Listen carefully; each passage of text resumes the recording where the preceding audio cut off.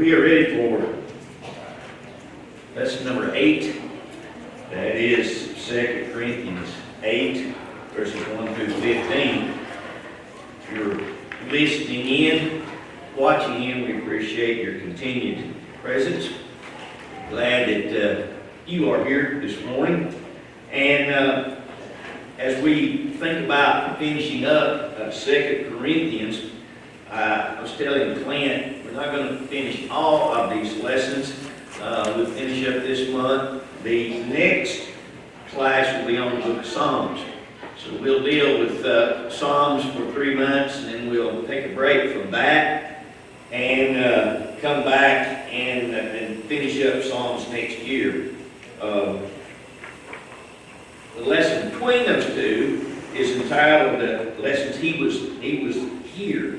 And as far as I know, that deals with Jesus, particularly on selected texts. So that should be enjoyable and a lot of fun for us as well.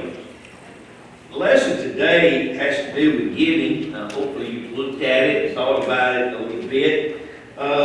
Jesus in Acts 20 and verse 35 said, or it is quoted that he said, "It is more blessed to give than to receive." And I think, if you've ever given a lot of thought to that, and if you've ever sacrificed or you stretched yourself to give to some project or some need, I think that you know what he means there. This is one of those passages, I think, that you have to do it.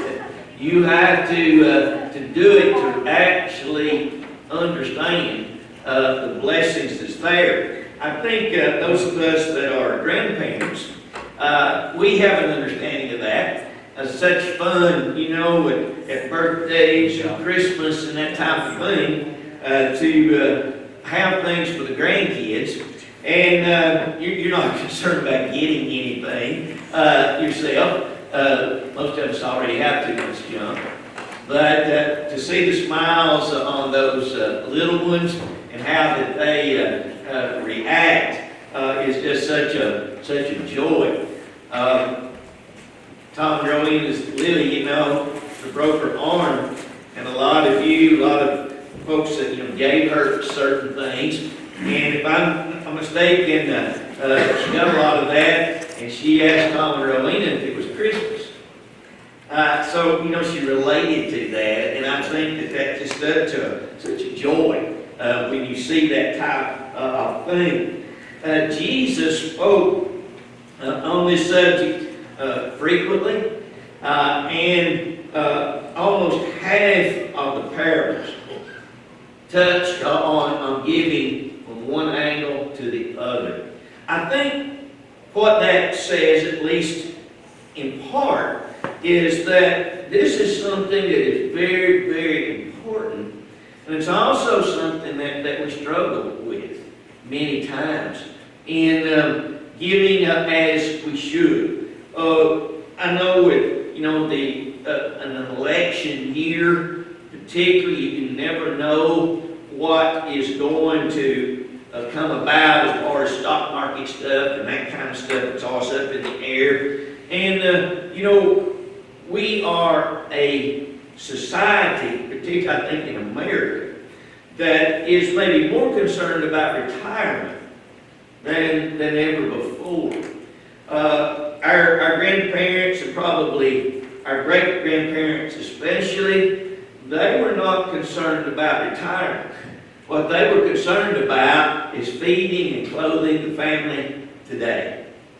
And many of them worked on farms, and again, there was no extra money. In fact, many times the family had to come up with enough money to bury them when they died, and in other cases, there were debts. You would go to the general store in town, and they would have a line of credit for you. So there were times when Grandpa died, he still owed $100, at the general store. And I say all that to say that I think in some ways maybe this is more of a challenge for us in our thinking about finances than maybe it's ever been. In a study, and this study has been a while, but the study showed that we spend twice as much on dog food as all of the churches. Now, I'm not talking about just the Church of Christ, but across the denominational world, twice as much on dog food than is contributed by all of the churches put together. I suspect that it's worse now. We have become a society that loves our animals probably more than, the only thing that might compare is those countries that have worshipped, cows and animals. That it may have been a bigger issue then. And obviously, we know that animals should not be mistreated. They should be cared for. But if you go back to the creation in Genesis 1 and 2, you know that they were created for us, not us for them. And sometimes we have messed that up. So it is an issue. It's always been one. Back in Deuteronomy chapter 15, verse 12, Moses deals with the issue of giving to the people then.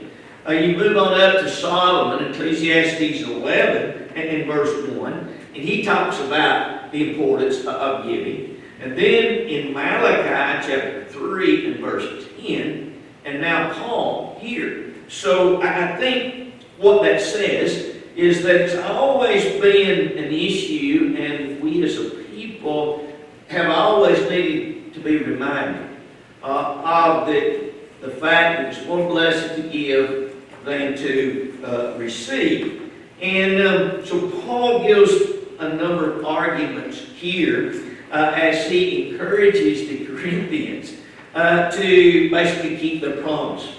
Before I get into that, anybody got a thought or comment there before we jump into that? When we look at giving, financial giving is what a lot of people look at first. But we have many more opportunities to give rather than a checkbook. Yeah, and it's a good point. I've got that somewhere, and we may not get to it, so thank you for pointing it out. Yeah, but there's a lot of different ways to give. Like in my case, he was giving me knowledge in the van just now on the way here. Yeah. He's giving me spiritual knowledge. Yeah, there are. You're right. We give of ourselves as servants in acts of benevolence and other things. So, yeah, we are to give ourselves to the Lord. In fact, in this lesson, the Macedonians first did that. They gave of themselves. So, yes, I would guess every aspect of our life has something to do with it. And we'll talk a little bit more maybe here in just a couple of minutes, Pat, about that part. Okay, Paul gives 6 arguments here intended to motivate the Corinthians. In chapter 8, drop on down to verse 7, but as you abound in everything, in faith, speech, knowledge, all diligence, and in your love for us, see that you abound in this grace. Also is talking about giving there. So Paul says you're doing real good here, and here. You need to give some more thought to the aspect of their giving. In fact, I was just rereading something this morning, and you look at 1 Corinthians, Paul dealt with problem after problem after problem. And in fact, Paul was real concerned about how they would receive that. He sent Titus, possibly with the letter, and Paul was very thankful that they had received his rebukes very well. In 2 Corinthians, it's completely different. Here, pretty much across the board, he is praising them for accepting that first letter and for all of the good things that they were doing. So even here in this particular verse, he praises them, but then he deals with something else that they need to give attention to. So, number one, the example they're on past. was used to encourage it. Number two, the example of others, specifically the Macedonians. So you read those first few verses here in chapter 8, and Paul used that example, and I think that is something that we need to strive for as a church, is that people could look to us as an example. Personally, I think that our giveaway day and the blessing box that we have, and just our basic benevolence, quite often we have somebody come here wanting help, and they'll tell you right up front, I've already been to this church, and that organization, and they couldn't or would not help me. Now, sometimes there's a reason. There is a reason that these folks have not gotten help because of the way that they handle or not handle things. On the other hand, it kind of makes you feel good to know that basically we do help. And it's pretty rare that we turn anybody down completely. We may not do all that they ask, but we try. So I think as a congregation, we need that reputation. Paul's third point was the example of Jesus on down in verse 9. He talked about that the ultimate sacrifice of even his life's blood. So he uses that example, and of course, that is our example also. We should always be striving to be as much like Jesus as we possibly can as human beings. Jesus was the ultimate example of giving. The need to put those intentions in practice on down verse 11. It seems that the Corinthians were aware of the need of the brethren in Judea, particularly with the drought, and they had promised to give, but for one reason or the other, they had not got to do it. They had not gotten around to doing it. So Paul basically says, you need to keep your promise. And the importance of that as us as individuals, but also as a congregation. When we promise to support our missionaries in Africa, Nigeria, and India, as we promise to help some young men train to be preachers. In fact, you may not know, we got 3 now. We got 3 young men that are training. We got 2 at Memphis and 1 at Tri-Cities, I think. That sound right, Tim? I think that's where they're at. But anyway, we promised to help them have money to live for a couple of years. And obviously there's several churches involved in that, but it's not something you just say, okay, we got a problem, so we can't do that. We have to realize that their families are relying on that. Number 5, understand that God expects only what one can do, not an impossibility. Look on down to verse 12. So Paul was saying, you have the ability to do this. I'm not asking, God is not asking you to do something that you are unable to do. And then in the 6th place, the satisfaction of the contentment that giving will bring to them in verse 6. And this comes back, I think, to it's more blessed to give than receive. It's a really good feeling to help someone. And I know that the idea that Pat was mentioning, if you, whatever it may be, maybe somebody's house burns or whatever, and you make an effort to help those families. It's not a contribution here on the worst day, but there is a lot of satisfaction in that. And knowing that maybe you've made a difference, maybe you've helped in some way. And I think what comes out of this to me altogether is our giving shows God how much we care and how much we really love Him. And I think that maybe we need to be reminded of that more often. It's not we're trying to just meet a budget. It's not that we're just trying to do maybe what the elders have set before the congregation. It's not that we are, looking for a reputation in community, although that is important. But our giving is a direct relationship, to our love for God. And the same thing is true in our families.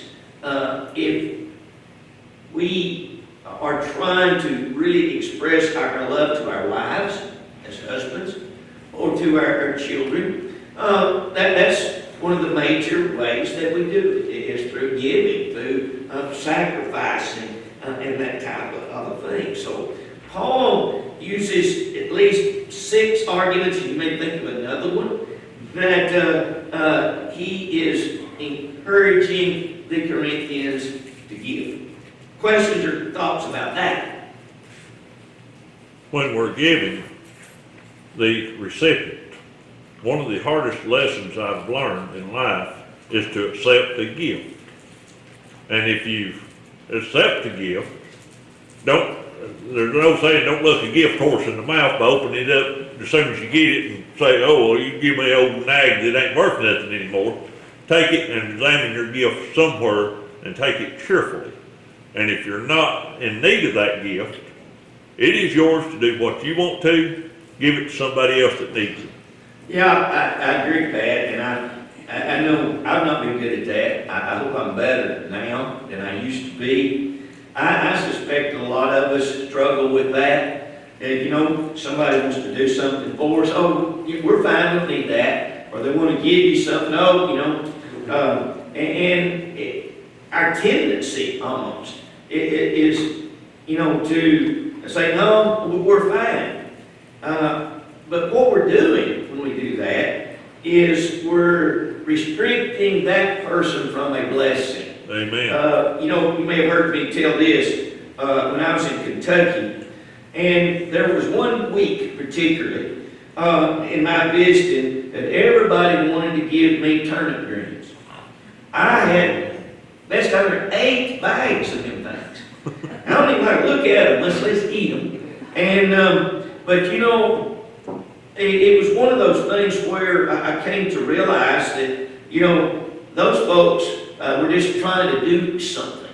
I remember one time a family, and they didn't have much of anything, but the lady had canned, I think it was beets. I do like them with my pinto beans.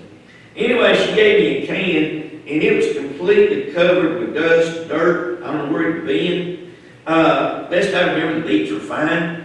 But, the tendency there is to say, no, thank you. And Lydia had that happen to us this week. She did something for somebody, and they turned right around and give us something, which, kindly defeated what we were trying, what she was trying to do. And that isn't to say that it's wrong, but there is that issue, I think. By saying no, we sometimes keep a person from doing what they are able to do, what they want to do. And if somebody wants to give me something, you've heard me say this, I'll take anything but a cat. Anything but a cat. And I guess I'd take a aggravated cat if I had to. But I think that is a way that people have, above and beyond the Sunday morning contribution, of really feeling like they're doing something good. Tom? Asking for help is another. Asking for help, when we ask for help, we're doing good, but often the person asking for help, in my case, was shameful. It's shameful to me that I have to ask for help because I feel like I should be able to do something myself. Yeah, well, I think, Kobe, and I think that probably most of us feel that way too. And we shouldn't be ashamed if we really need help. We need it, Yeah. And, but anyway, it's hard. Okay, Tom? 2 things quick. Yeah. Ever since becoming a member of the church, when I was very young, we were pretty poor. I've never worried about where I was going to get a meal. I've always been, in my heart, I've not had that anxiety about being homeless or hungry. Yeah. That's never existed. Now, ultimately. Secondly, we talk about students. They actually counsel students on how to accept. Gifts, money. Because in the time you're, especially as a student, it's so appreciated, the support you get from congregations. It's your lifeline. In the time I was at the school preaching, I visited 37 congregations during that 2.5 years. They send you somewhere here, they send you somewhere there, fill in all this different stuff. I can't remember there being a congregation that I went to where someone didn't come up and handshake me money. Yeah. All right? It might have been a 10, it might have been 100, it might have been whatever. And see, Meadows and all these guys, they knew that was going to happen. And they didn't want you to say, oh, no, you don't have to do that. Yeah. Because you don't want to steal their joy. Yep. And they literally told us how to respond to that. And it helped us to understand that that's part of 2 Corinthians 8 and part of how they're fulfilling their need spiritually to help you along the way. But students had to be instructed on how to accept that gift and the proper things to say. Thank you so much. That we needed that so much at the right time, or just give them encouragement instead of, shunning their gift or making less their gift. And that happens more than people know. I want to encourage the congregation here because that happens a lot here with different people, and it happens in just about every congregation you go to, especially if you're a visiting preacher or a student or something like that. We always found that. Yeah, I think so. And, I experienced it too when I was at Freed Harden. Once I became a Bible major, didn't start out that way. But, you'd have an opportunity to preach somewhere and somebody would give you $5 or whatever. And to graciously say thank you. I don't know what your background was. I know Clint's family, y'all were missionaries overseas all the world, and maybe some of the rest of us had that experience. And there's not a lot of extra money at all. So your lifeline is kindly that little old lady in X congregation that sends $10 or whatever each month or each week, and to graciously say thank you. As I say, I had to learn that, and you take the greens, even if you give them away, you take that and you thank them because they are doing what God wants to do, and it's truly a blessing to be able to do that.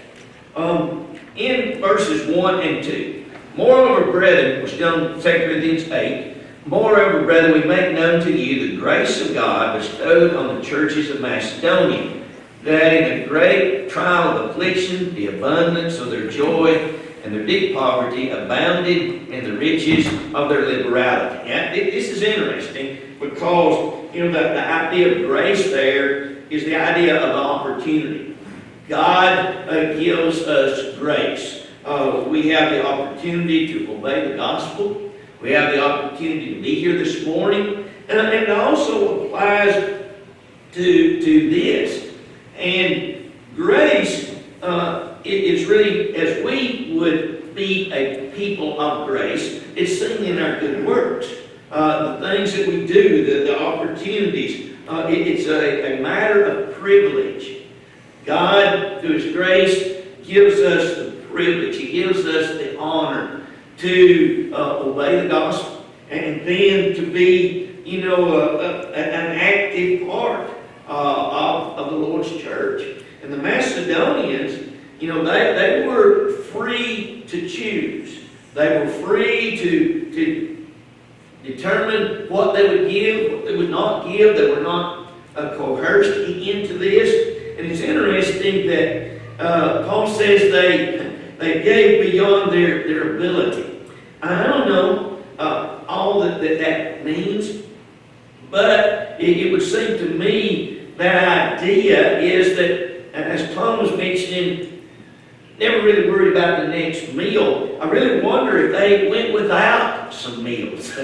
You know, they ate one meal a day instead of two or three for a period of time. There was a story, and I'm not even going to get started on this lesson, so I guess I just will not worry about it. There was a story about a church, and the preacher announced that there was a real needy family getting close to the holidays, and he said that this family really needs help. Well, there was a lady there. She had two young children, and they were struggling, but they really wanted to help. They thought this was a good thing, so they ate turnips and something else every day so that they could put their pennies back. And I forget, they ended up with $3 and something like that they'd saved.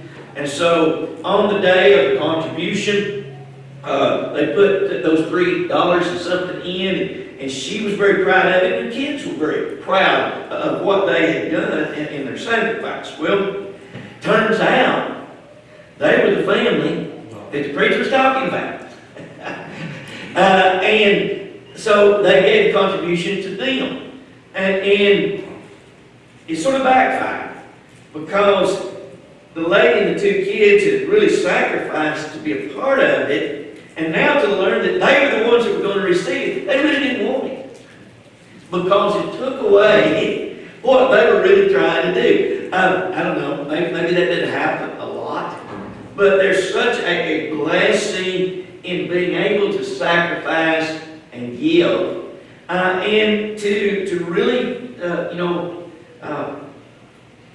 give up something that's maybe very important. But whatever it is, the Macedonians were aware of the blessing, the grace, the opportunity of giving, and it was a genuine display of Christianity, that they could be such a beautiful example to the Corinthians as well as to others. And I suspect most of us, we've studied this or looked at this many times over the years. And it's a marvel, I think, that these folks were willing, even beyond their ability, as it were, not expecting, if they've not done anything, there would have been no repercussions. They were struggling, really struggling. But they wanted to help anyway, and Paul was able to do that. One of the things that you notice is, again, Paul mentions that they were not coerced into it. They freely offered that type of thing. And he's going on as he talks to these Corinthians and basically making it very plain that they're not being asked to do something above their ability. They were not even being asked to do what the Macedonians did.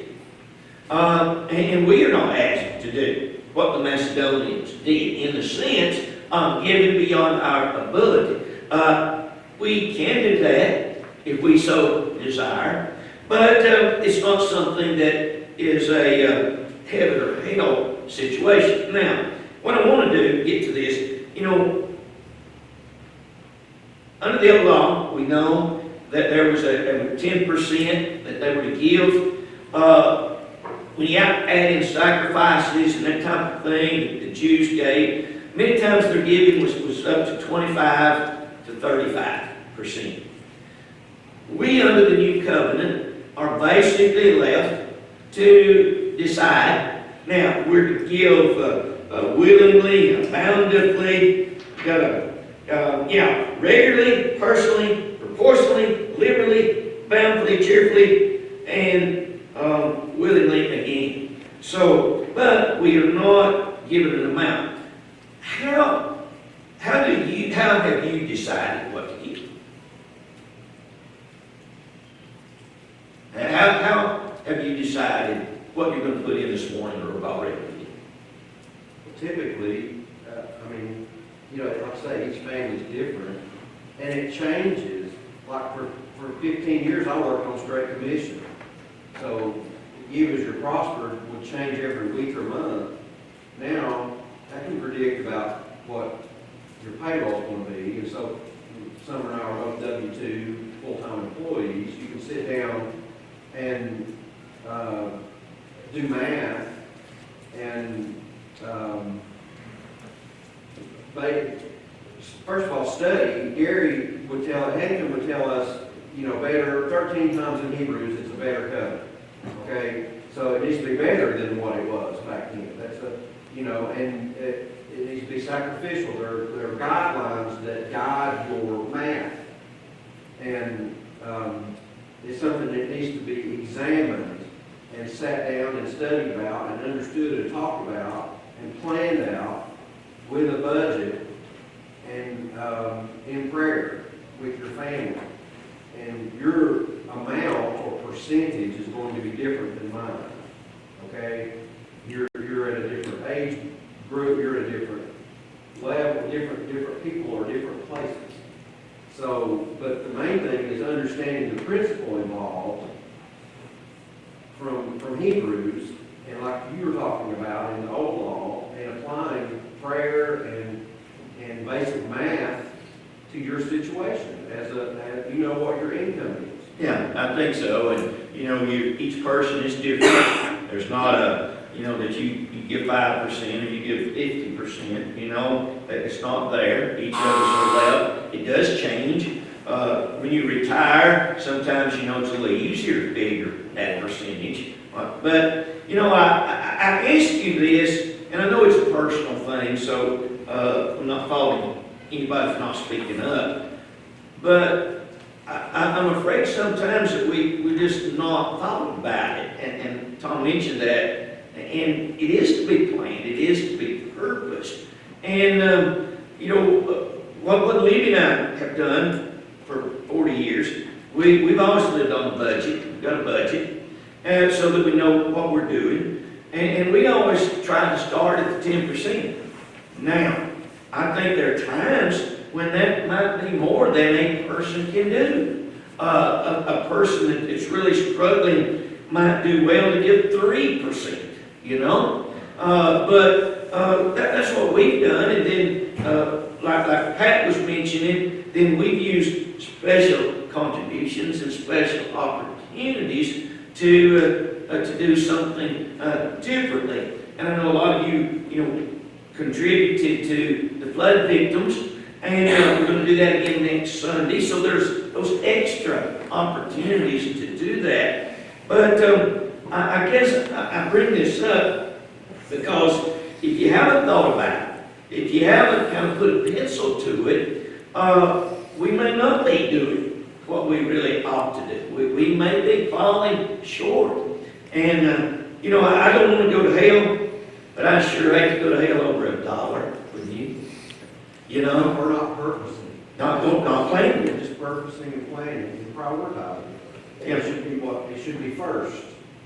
The first thing you consider. Yeah, we were taught that with a budget.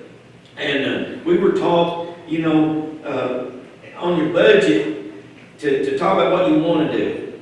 And if you want to give, you know, 10% or 15%, you kind of figure that up at the top of your budget. Now, as you talk about what it costs for electricity and mortgage and when you get to the bottom, you may have to go back and adjust that a little bit. And, you know, what I really want to do, and then look at what I can do. And sometimes you can raise it. As Tom pointed out, you know, if you get a bonus at the end of the year, you get a raise in your Social Security, well, they figure out a way to take that back. But, you know, whatever it is, it needs to be purposed and planned. And a danger, I think, is for us to be so focused, as I started this, to be so focused on retirement, or so focused on what we're going to leave to our kids or our grandkids, that we put more attention to that than we do. My philosophy about that has been, if the kids need it, go ahead and give it to them today, if you got it. If the grandkids need it, go ahead. Not to say, okay, I'm gonna try to have, 300,000 left, and that's gonna be divided here, here, and here. I don't know how God feels about that, but I know how I feel about it. But I do hope that each of us would take this lesson and consider the Macedonian churches. Philippi is one of them. You look in Iconium, I think is one of them. So these congregations that are mentioned, I think in Acts 18. So you know which congregations Paul was talking about. And you can look at that and see the example that they were. Anybody with a final comment? When Tyler and Bradley started pressure washing, we were going here. They were 8 and 10 years old. And Sonny and Shirley was their first customer. And they pressure washed Sonny and Shirley's house out here at New Union. And Sonny gave them $100. And I'll never forget Tyler. I took that $100 and I gave him back 80. And he said, "What's that for?" I said, "Well, that's for gas and overhead and these machines and me driving you around and stuff like that." And then I said, "Take your 40 and split it with your brother." He said, "Well, he didn't do as much as I did." I said, "Well, all right, whatever." And I took another 20 from him and I said, "Don't forget the Lord. Anytime you get money, don't forget the Lord." He said that he thought that was just for grown-ups, And he looked at Bradley and he said, "We got to start charging more." Okay, so another one real quickly. A little boy was given 2 quarters. He was carrying them. He stumbled, fell. One of those quarters went down a drain. And so he only had 1 quarter.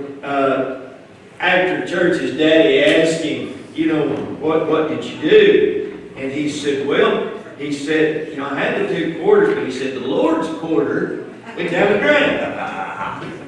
So, They got something to yeah, of course it was the Lord,